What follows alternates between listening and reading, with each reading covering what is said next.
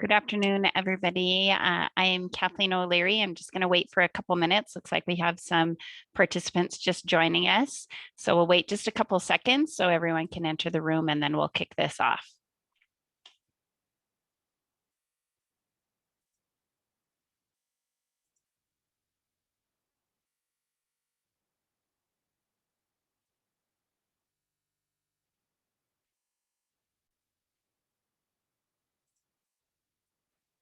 All right, looks like we slowed down there. All right, thanks everyone. Again, I'm Kathleen O'Leary. I'm the Deputy Commissioner with the Montana Department of Labor and Industry. Thanks so much for joining us today. I love these employer town halls. I think they're a great way for us to reach out to the business community and answer some of the many questions that we get on the work that we do and the programs that that we provide to all of you. And today is no different. So this is an important topic for all kinds of reasons, just with the fact that we're opening up after the pandemic and the landscape has changed a little bit. But the one thing that is still remaining the same is there is a workforce shortage. And so reaching out to different populations and finding out how best to use those to serve our needs is what today is all about. And it's focused on employing youth and maximizing the potential of what this population brings, but also being aware of just some of the intricacies and some of the things we need to be sensitive to when engaging this population. So that's what we'll be covering today. Just a couple of housekeeping things for all of you. These are recorded. They are placed on our DLI website. I think we'll be putting that in the chat box for all of you to take a look at. So you can go back and view that at any time or forward the link to anyone who might be interested. I encourage you to do that. Just a disclaimer that we have to throw out here that we can't provide legal advice to any of you. So we can provide all of this information for you to use as a guide. However, for your particular specific situations, we encourage you to visit with your own attorneys to make sure that you're dotting all of your I's and crossing your T's for your specific situation. And the last thing we need to bring up is the chat box that we use, the chat box feature. I highly encourage you to put any questions in there that you may have. If we have time, we will go back and try to answer those. If we don't, we'll take a look at those questions and see if we can place them on our website on the same link that we placed this recording, or use those for topics in future employer town halls. So I highly encourage you to take a look at the chat box and put any questions in there as we are going through our presentation today. So with that, I am going to have our panelists introduce themselves. One of my favorite things about these employer town halls is we get to hear from the experts that work at DLI. They're true professionals who know a whole lot about what they're doing and the services they provide to all of you. So I love it when they're able to be on here and share some of their knowledge and expertise with all of you. So with that, I'm going to ask them to introduce themselves, just describe what makes them an expert, and also talk a little bit about why they find this topic exciting and what are the benefits maybe to employers engaging with this population. So with that, we'll go to Amber Carpenter first to introduce yourself, please. Hi, everyone. I'm Amber Carpenter. I am the Bureau Chief of the Compliance and Investigations Bureau at Employment Relations Division. And in our division, we do a lot of work, which the title of the division says. We deal with a lot of things about the employment relationship. We try to encourage good and healthy and legal relationships between employees and employers. We handle independent contractor issues and things along those lines. And in particular for this town hall, the thing that excites me about talking about this is helping businesses to understand that there are a lot of things that youth can do and that there is a balance that needs to occur to protect our youth out there so they have long, engaging, and very prosperous career opportunities in front of them while keeping them safe and also balancing that with their educational needs. Thanks, Kathleen. Thanks so much, Amber. I'm excited to hear what you have to share today. Bill Wheeler, you're up next. Would you introduce yourself and a little bit about what you do here at DLI and what you think about this topic today? My name is Bill Wheeler, and I'm the Deputy Administrator for the Employment Relations Division. And I get excited about anything that relates to hiring young people. My former life, I was a restaurant owner, and I had a lot of young people working for me for 15 to 20 years, and my family has been in the restaurant business for 45 years now. And so this topic is near and dear to my heart. And I think that from a workers' compensation perspective, I'm hoping that with my 12 and a half years here at ERD, I can provide some perspective on how workers' compensation fits into the puzzle. Perfect. Thanks so much, Bill. All right, Nasan, what about you?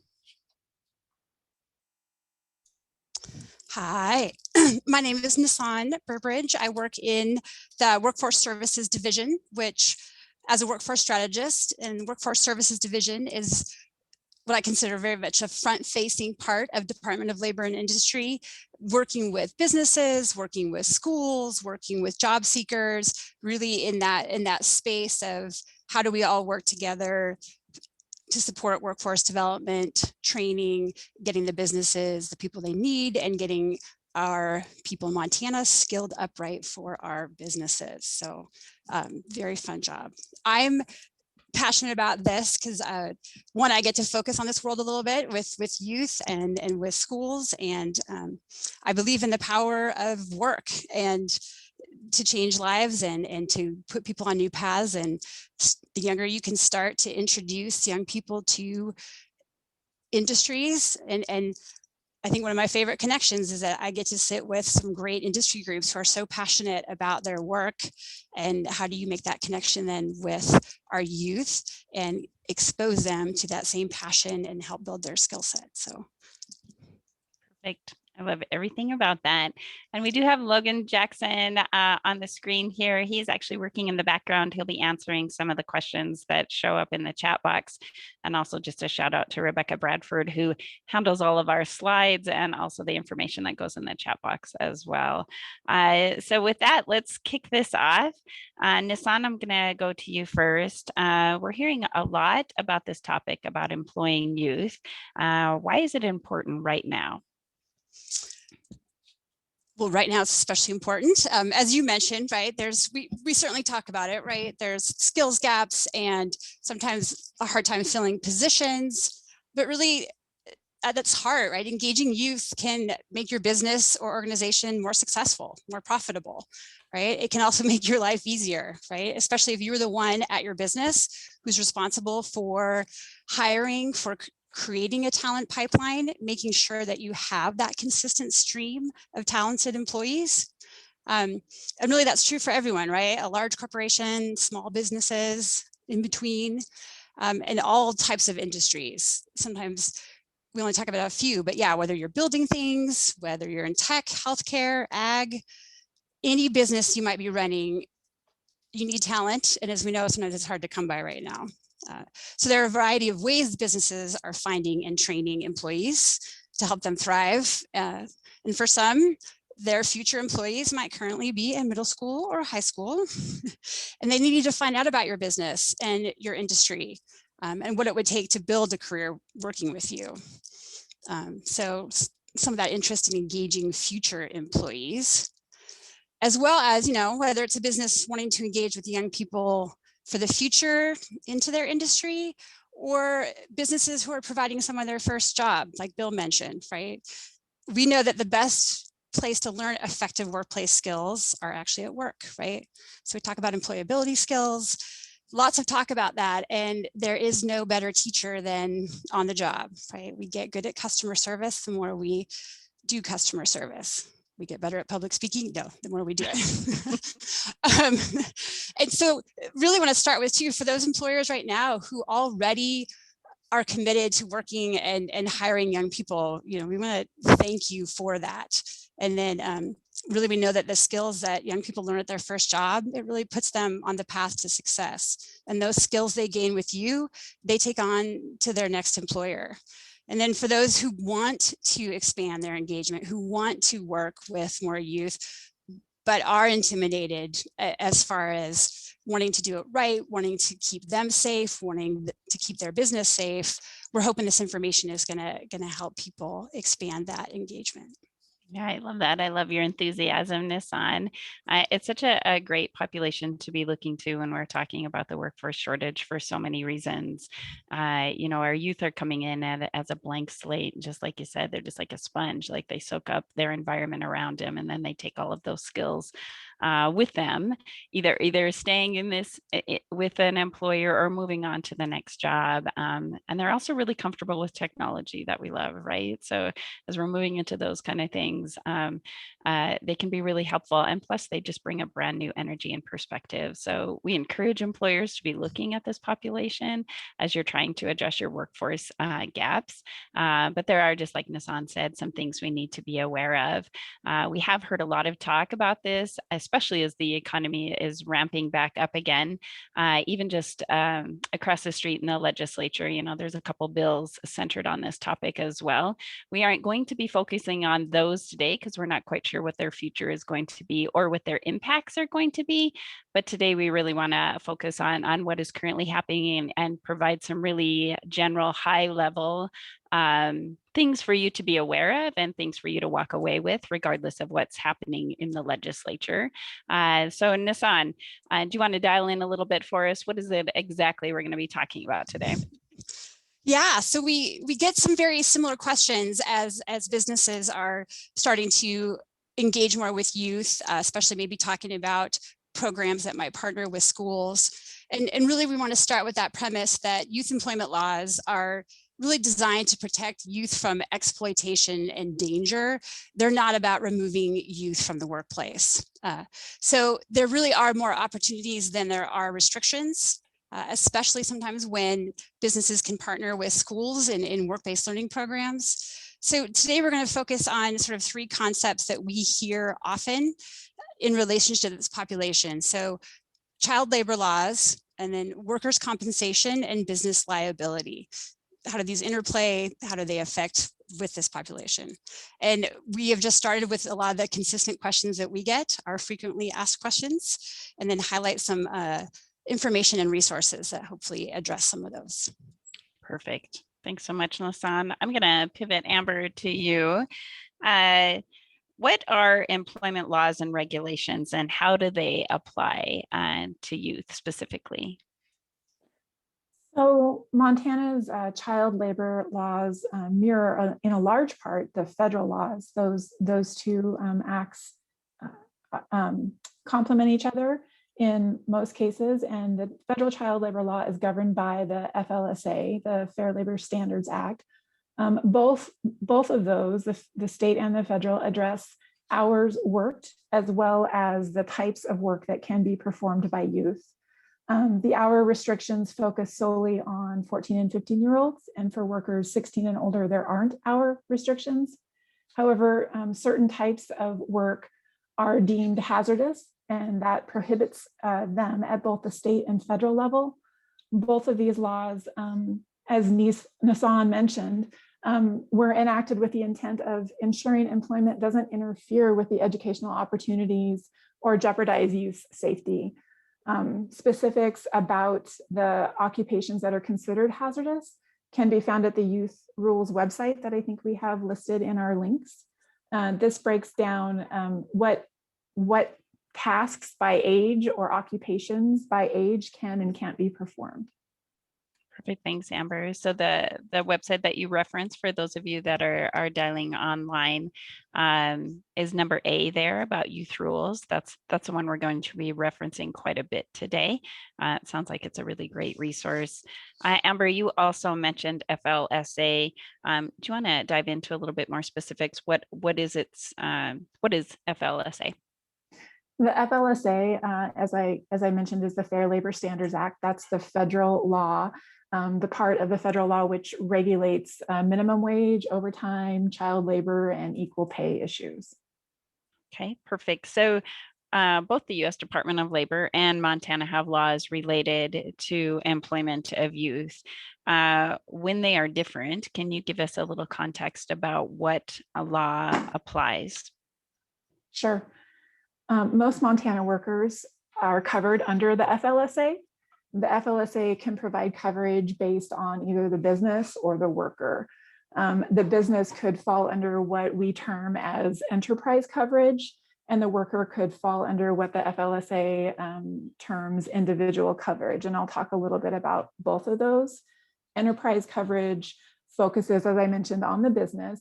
Enterprise, or the type of business that is being operated. Businesses who have at least $500,000 in gross sales or business annually are covered by this. It also includes hospitals, nursing care facilities, schools, preschools, and government agencies. They all just automatically, regardless of their dollar volume that moves through them, are covered under the FLSA, meaning that they're covered by the federal laws. Construction and laundry or dry cleaning businesses used to be covered blanket as well, but they now have recently changed that, and they are subject to that $500,000 volume test. So any employees that might work for a business like that would naturally be covered by the federal requirements and the federal standards. The individual coverage, so if you have a business that is under that $500,000 threshold, maybe a smaller mom and pop business in Montana, their individual employees might also be covered depending on what the worker individually does. So that individual coverage focuses on the worker.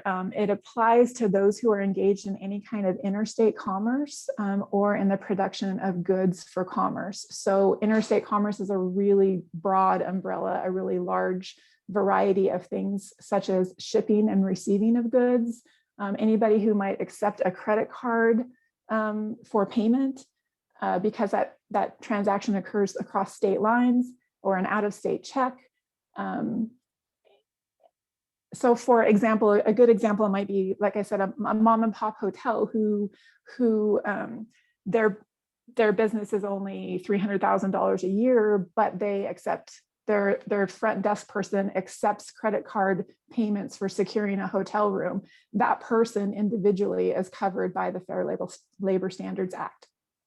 A janitor who might work in a building and doesn't have any interaction with people or take money or anything else, but the building is used to produce goods that are shipped out of state, that individual janitor is also covered by the Fair Labor Standards Act.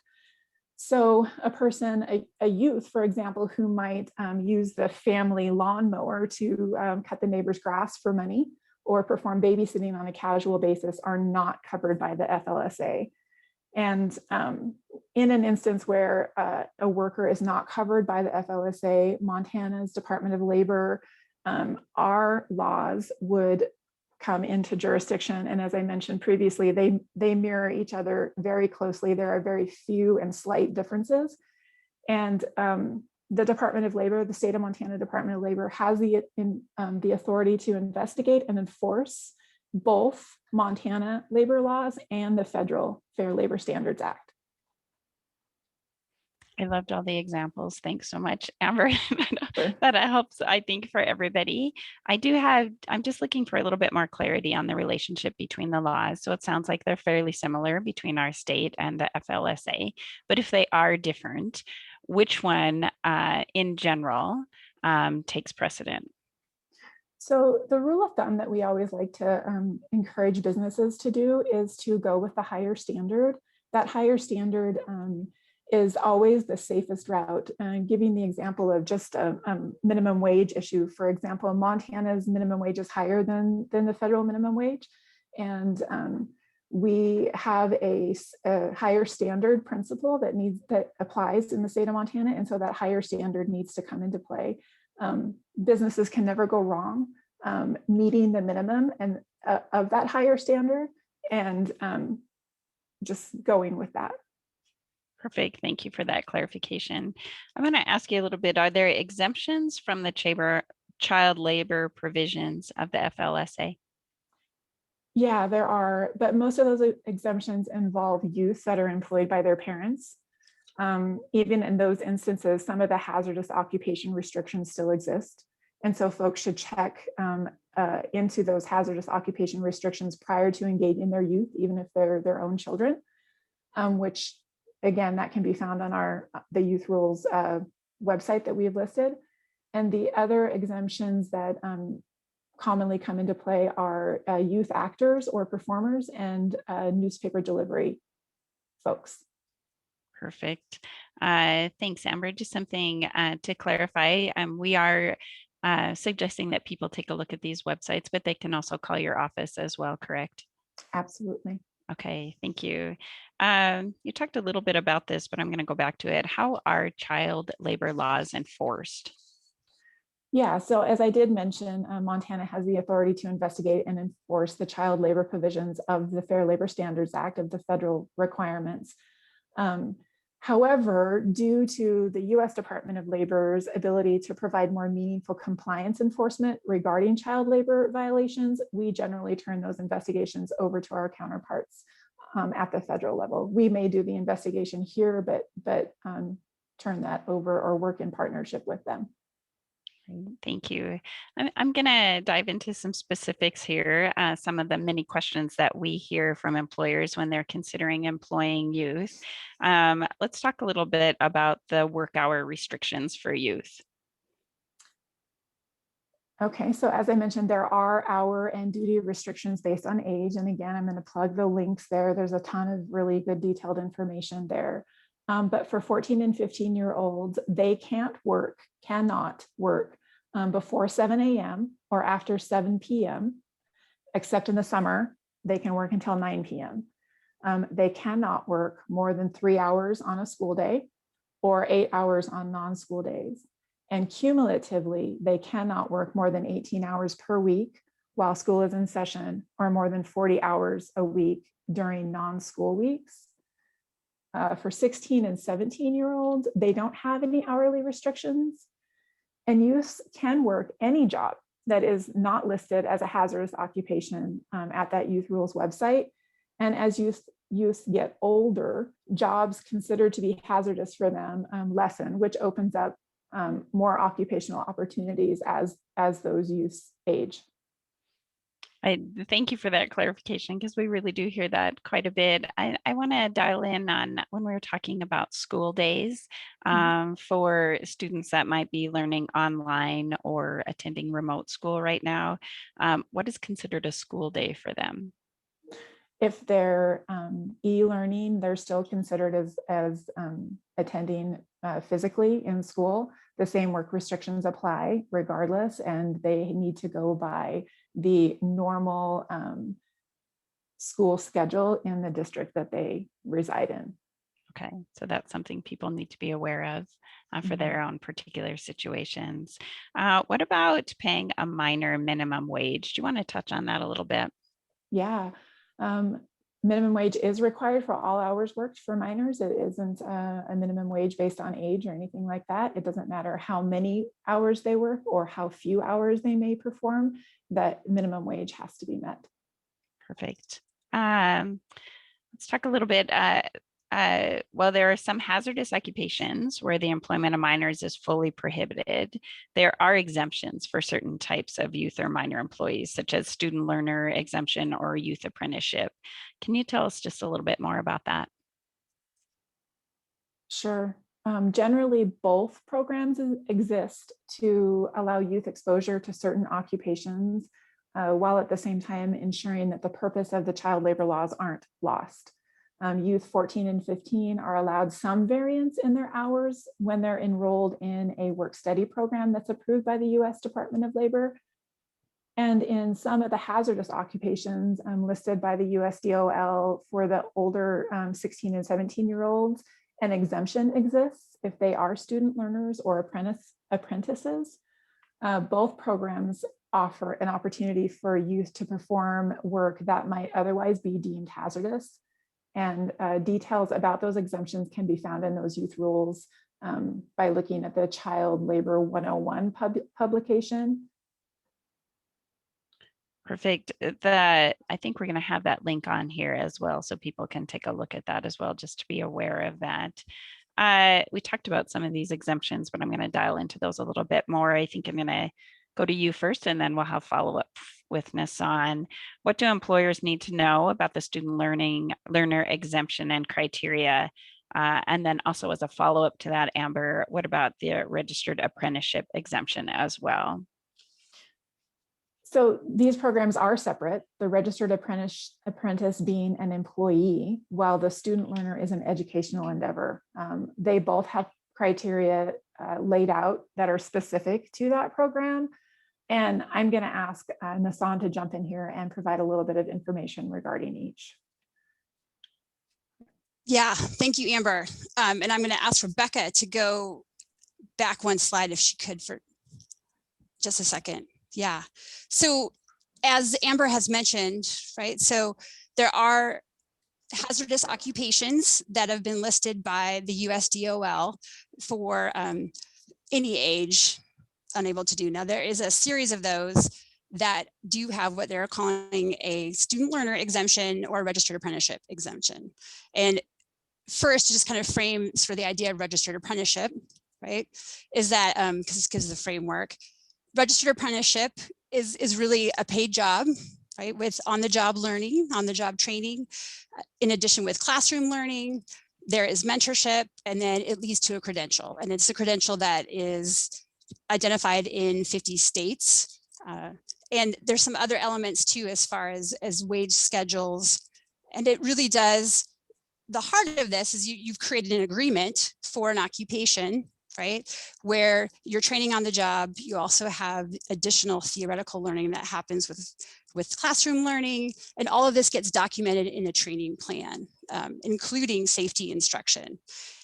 And really, these exemptions are based on that model, the idea that if an occupation includes some of these hazardous type activities, right? Sometimes it's a certain tool, sometimes it's a certain activity, that the idea is we want to be supporting young people training into these careers. We want it to be safe. We want it to be supported. We want them to be mentored and supervised by experts in the field as they're learning. So really, these exemptions are set to support that. So in Montana, if you are part of hiring someone as a registered apprenticeship, which they can be as young as 16 for, in order to do that, you can start that early. They can be in high school.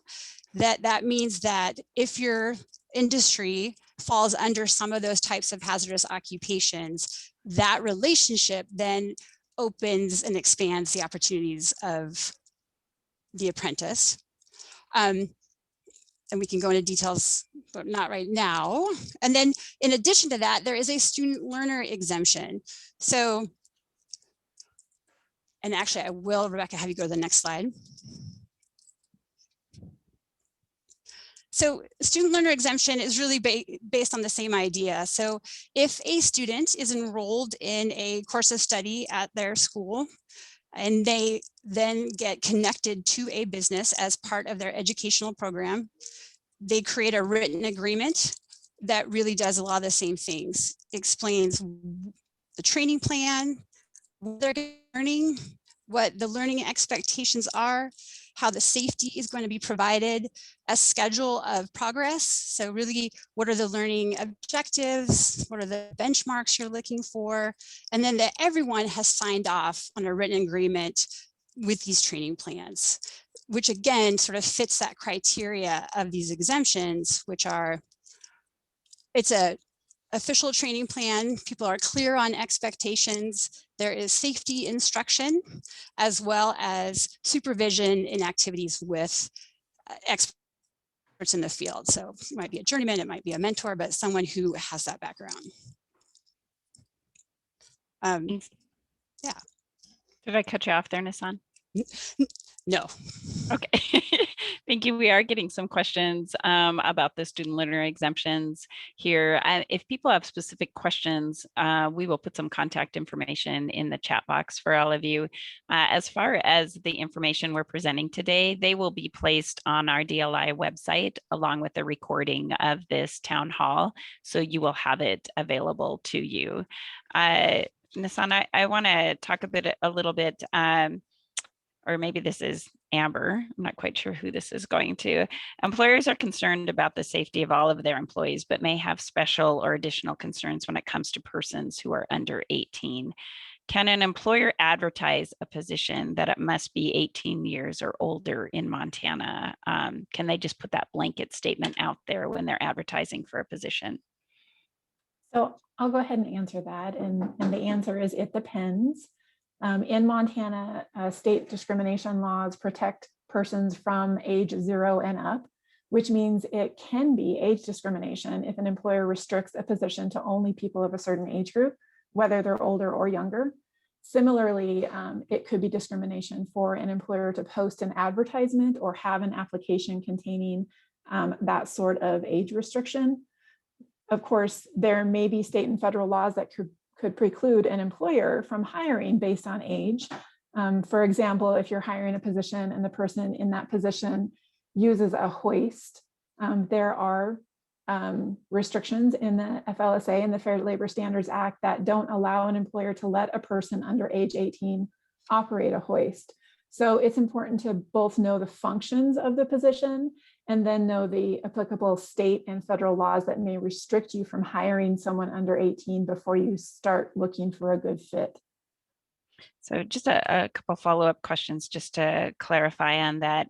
Where would employers find this information if they want to know if the position or the work that's going to be done might be included in something that they could qualify in a job announcement? Where would they find that?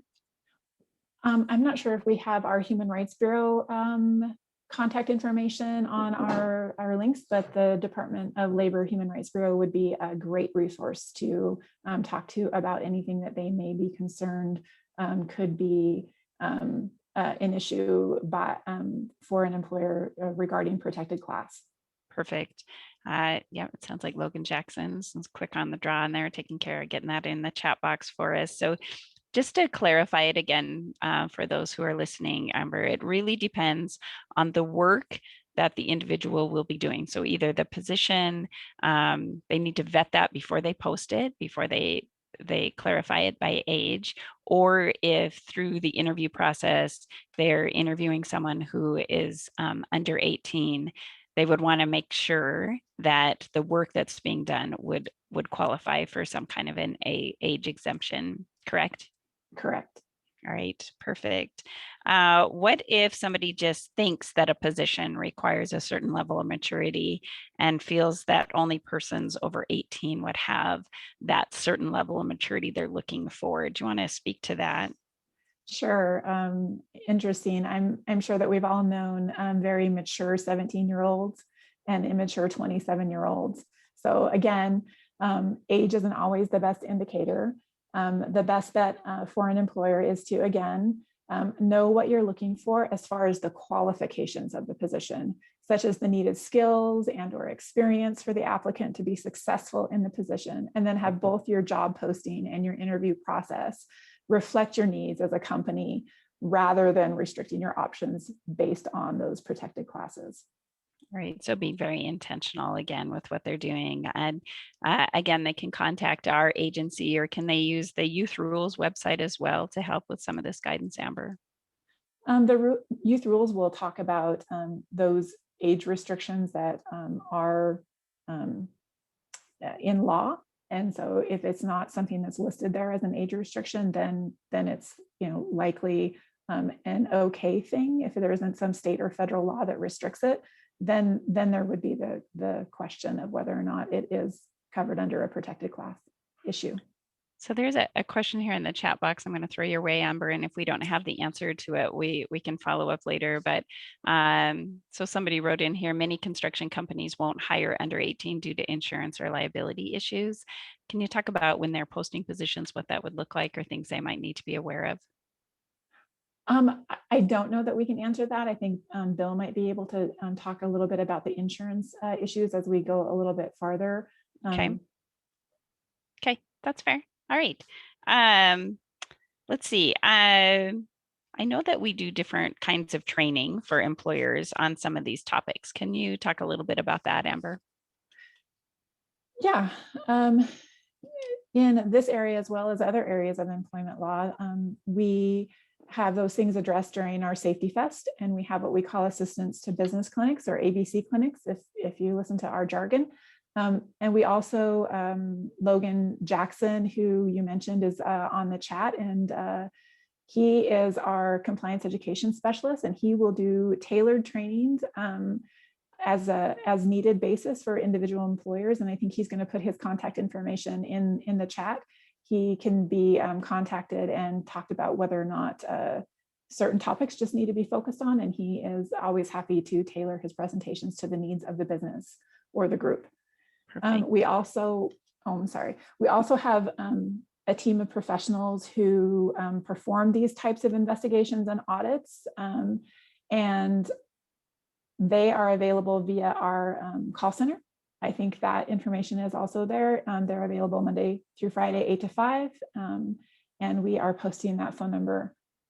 They are great resource, as well as our counterparts at the U.S. Department of Labor.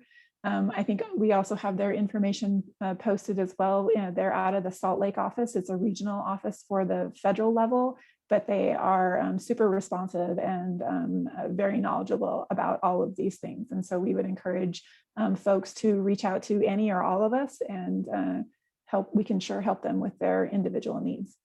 Yeah, I think one of the takeaways we want for people that are listening today is to not be afraid to reach out to these resources and get clarification, because this is a population we really do want to engage with, and we just want to make sure that we're doing it correct. And everyone that you listed and talked about, Amber, would welcome a call to help employers walk through these steps. We do have the information about our next Safety Fest coming up. Actually, it looks like it's coming up next week. And because we've switched to doing those virtually, there's same day registration for those. So people feel free to sign up for those. There's a lot of great information presented at those Safety Fests, and the assistance for the business clinics as well. So I highly encourage all of you to join into those. Bill, I don't want you feeling left out. I'm going to pivot to you real quickly and talk a little bit about workers' compensation, because that seems to be an area where there's all kinds of questions from employers. So will workers' compensation rates change if we employ minors? The short answer is no. Workers' compensation covers every employee equally, regardless of their age. So age and years of experience is not factored into the equation to calculate what the cost is of a work comp policy. A work comp policy is essentially calculated based on the type of work, the payroll paid by the employer, and then the experience of the employer. And what I mean by experience of the employer is the number of injuries they have that are related to work comp and the benefits paid. So I liken it to an auto insurance policy. If I have a really good record without any accidents and no speeding tickets, I probably won't pay as much for my auto insurance policy as somebody that has a lot of accidents and a lot of speeding tickets. So you can kind of look at workers' comp experience similar to an auto policy experience. Nice. I appreciate the example. Just in general, Bill, what is important for employers to know about workers' compensation? Well, workers' compensation has been around for a long, long time. In the United States, we've had workers' compensation since the early 1900s. And in Montana, we've had our workers' compensation statute since 1915. Each state has their own unique workers' compensation statute. So our statute is different than North Dakota, which is a little bit different than Wyoming and Idaho. In terms of the benefits, essentially it's a compromise between employers and workers to provide no-fault coverage in the event of a workplace injury.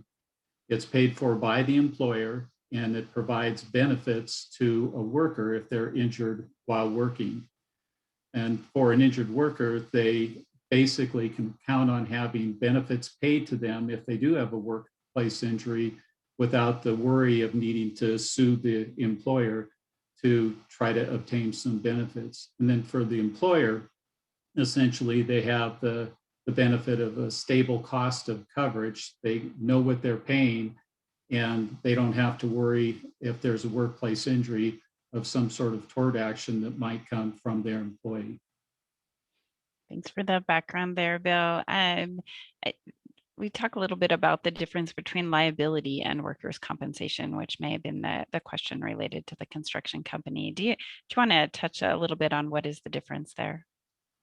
I can, and essentially, I wrote down the question regarding construction, but generally speaking, business liability is an insurance policy that's put in place to protect the business and its owners in case of any kind of lawsuit or tort action. And so it's for business purposes. Workers' compensation, on the other hand, is to protect the employer and the employee in the event that there's a worker that's injured on the job. So employers should carry both business liability policy. That's something that should be just considered to be a best practice. And if an employer has paid employees, then they are required under Montana law to have workers' compensation coverage.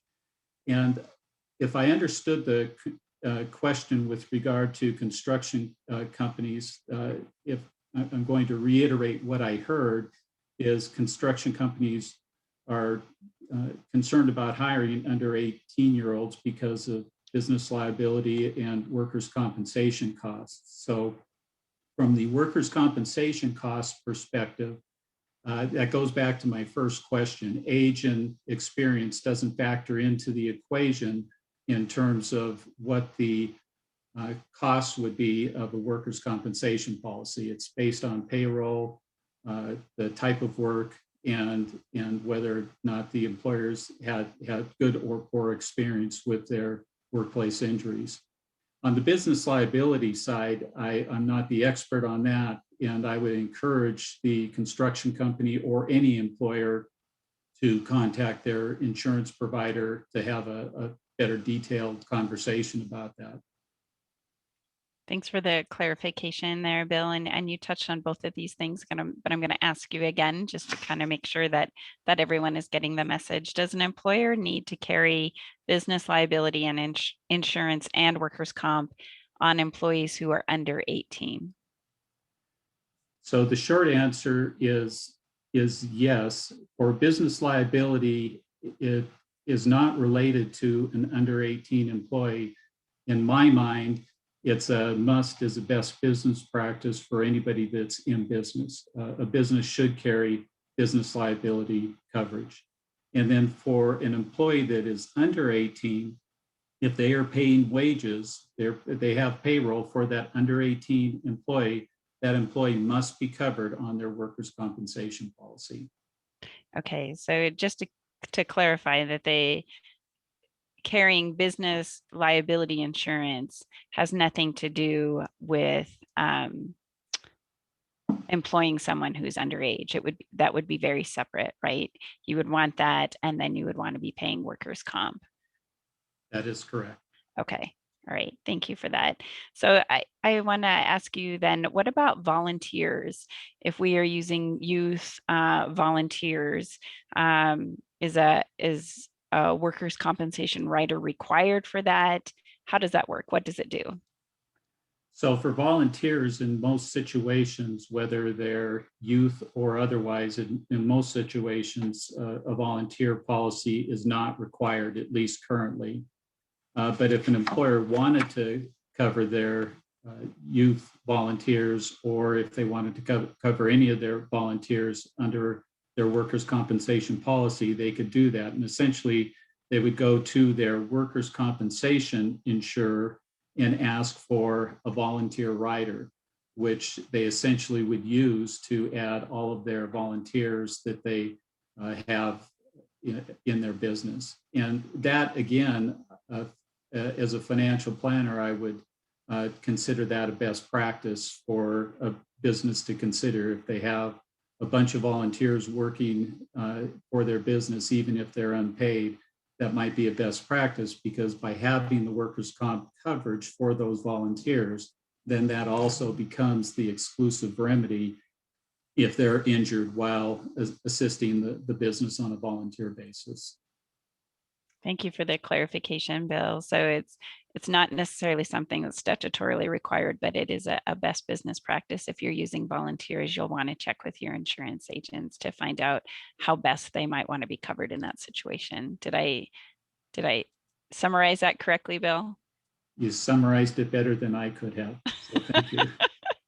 All right, thanks, Bill. All right, Nasan, I'm gonna pivot back to you for a second here. So the state of Montana really supports businesses engaging young people and the education community to provide work-based learning activities. However, some liability issues exist for the school and the work site. What do schools and businesses need to be aware of when we're partnering together to use this population?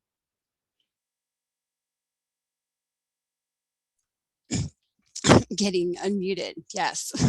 So really first we start with like much of what has been discussed above is part of this, right? So one of the reasons we did this is the child labor laws, workers' comp, right? Business liability. Those are all concepts that play in part of this as far as working with youth, employing youth. And the slide that we've got right now is just saying that once you start working together with a school district, both businesses and schools need to be aware of these concepts, right? Each situation is going to be unique. There's many ways for businesses and schools to partners, but it's recommended that both start by consulting directly with their insurance carriers, looking at their policies for guidance. And really the same issues and with partnership is making some decisions. So businesses are looking at their liability insurance, their workers' compensation insurance. And some of the questions are, right, is the student being paid?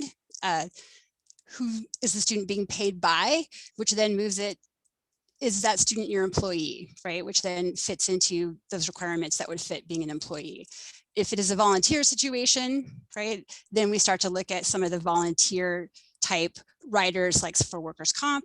And then the school district then comes in as a partner who's also looking at their liability, their workers' comp. And sometimes they can also add some of their own school to work endorsements, liabilities. So really this relationship, when you start partnering, everyone has to look a little bit at what the actual work-based learning experience is, right? So is it a volunteer? Is it a shadow? Is it a one-time? Are you going to a couple hours? Are you spending a day at the business? Are they considered volunteers? Or is it a much more in-depth relationship? Let's say a youth apprenticeship where the student is getting paid by the business, or an extension of a course even where they're doing much more on-the-job learning at the business. So there are also resources for the moment for school districts who are also learning to walk this path. So one we're going to recommend, we'll send this, is that there's additional guidance from the Office of Public Instruction for schools. They have a work-based learning site. For schools who are members of the Montana School Board Association, they have model policies that can help Montana's public school districts when implementing work-based learning, school to work or internship programs. And many schools have actually already adopted some of these policies, but sometimes those school districts or the school themselves might want to dive a little deeper into those model policies. And again, if you're a member of the School Board Association, they have resources for that. And actually we'll put those in there and they can be contacted directly.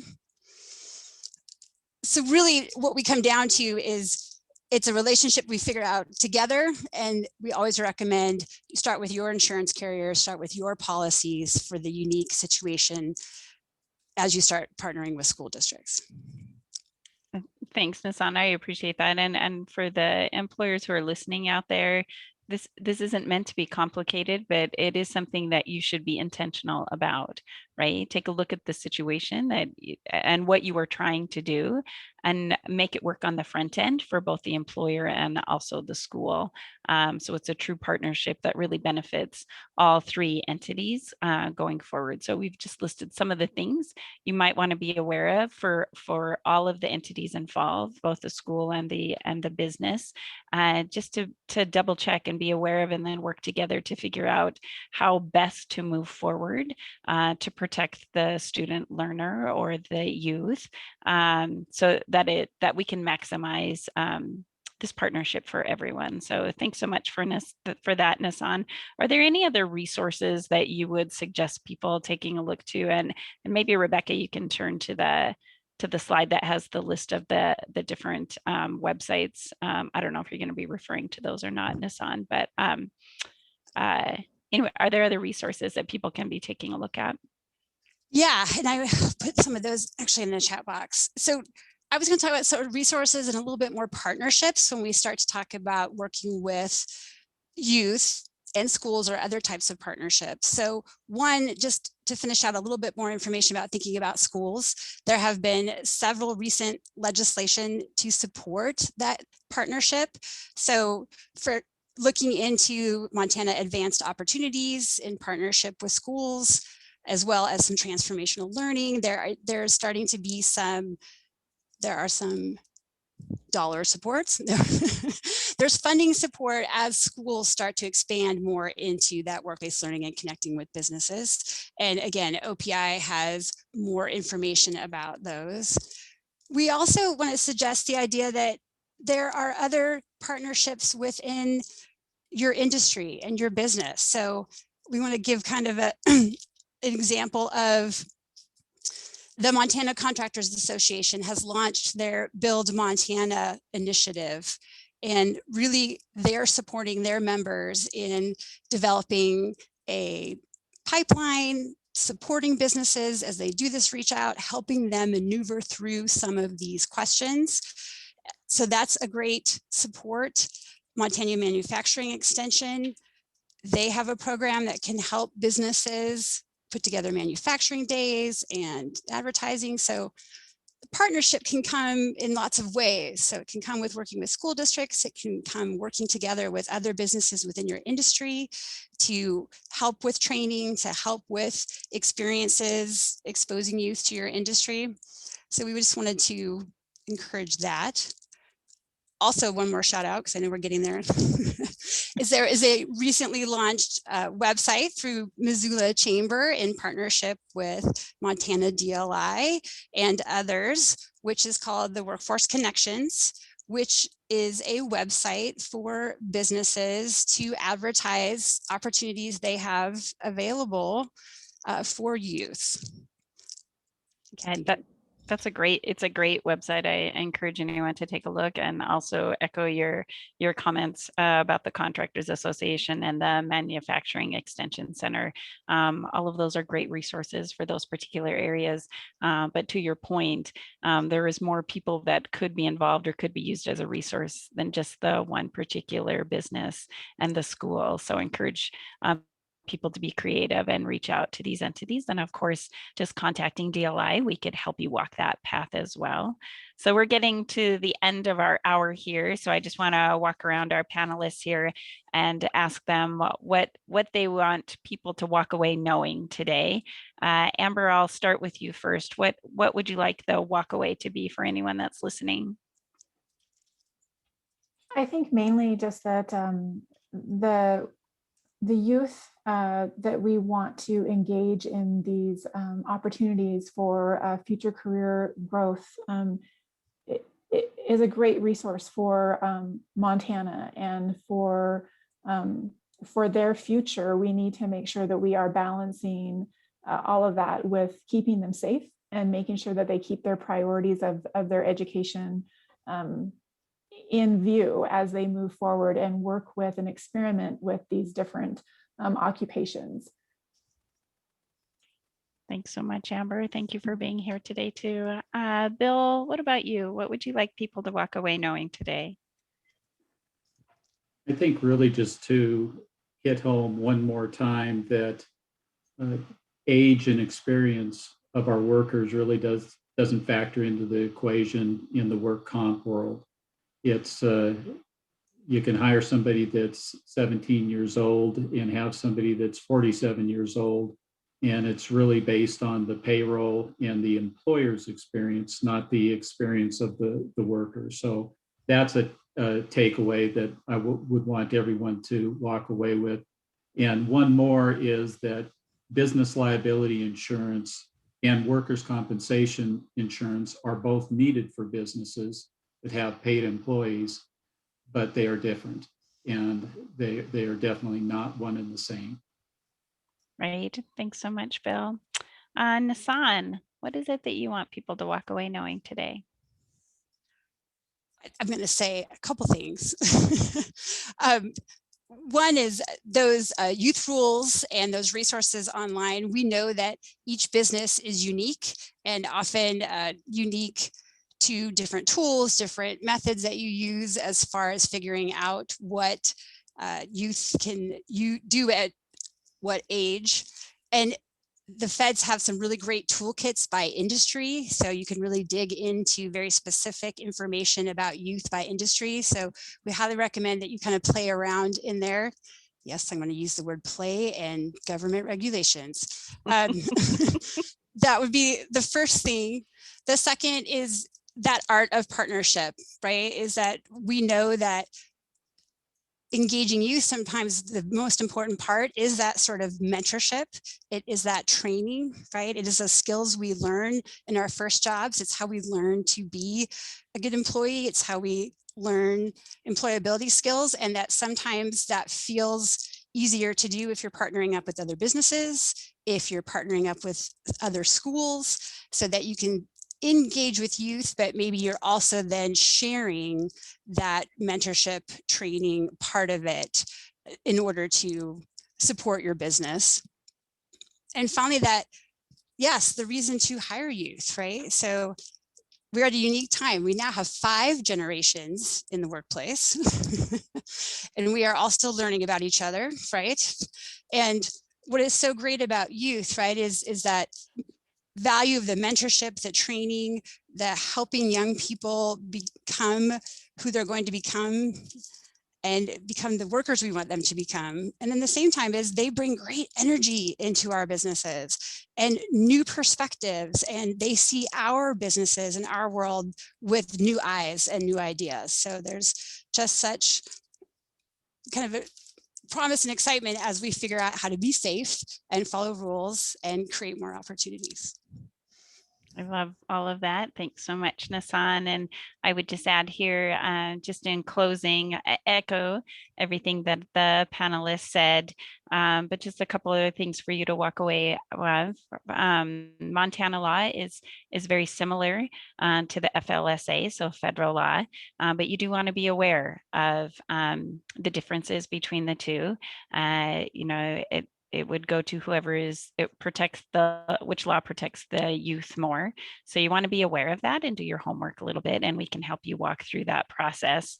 In addition to that, I think one of the walkaways is there are so many resources that are really available to you as you are reaching out to youth and trying to engage them in your workplace.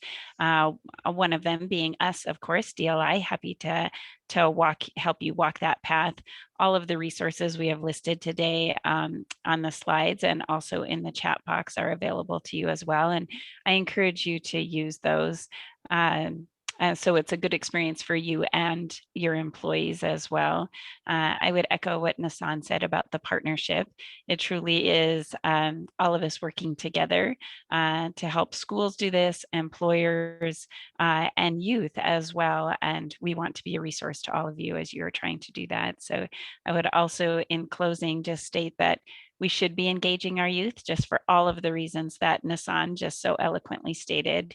They bring a whole lot to our workforce and are really a great solution to some of the gaps that employers are seeing. So please reach out to us to help you do that. We are here for you. And I also, in closing, want to thank the panelists, Nissan, Amber, Bill, thank you so much for sharing your expertise with our employers today. Also want to thank all those people behind the scenes, Rebecca and Logan and everyone else that's helping. I see there are a couple questions we didn't get answered. We will reach out to those people individually that asked those and also try to place those on our website along with this recording and this slide deck that we presented today. So one last thing, if you're interested and you're new to this forum, if you want to throw your email address in the chat box, we will add you to the email list so you can get information on future town halls. You can also register for the email list on our website as well. So with that, thank you so much to the panelists, and thank you so much to all of the businesses that logged on today. I look forward to the next time we get to meet. Take care and be well, everyone. Thanks so much.